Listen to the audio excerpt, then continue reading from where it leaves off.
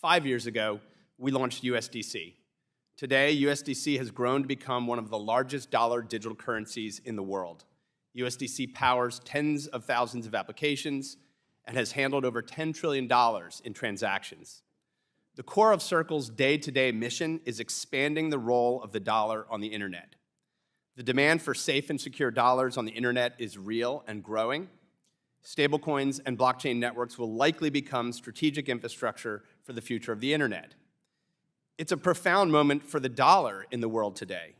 Currency competition is real and is increasingly defined by technological competition. No nation understands this better than China, with its own state-controlled digital yuan, complete with embedded surveillance. The steps the US government takes now will have a significant impact on dollar competitiveness in the decades that follow. Failing to take the appropriate steps could have devastating consequences for America. As a nation, we need to ensure that the dollar is the most competitive currency on the internet. There also needs to be universal access to the safest and most secure digital dollars possible. These digital dollars must be backed by the safest assets. The world must have the safety and assurance needed to exchange value without fears of bank runs.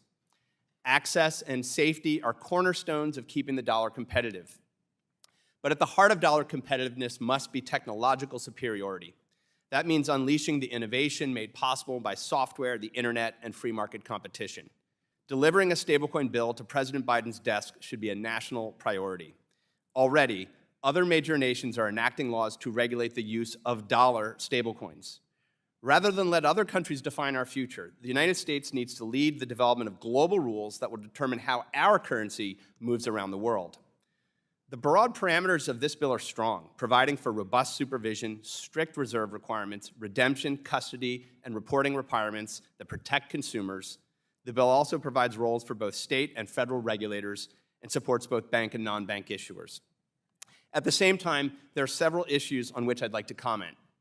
The first is the respective roles state and federal banking regulators should play. We need to ensure an important continuing role for states in the growth of well-regulated stablecoin adoption.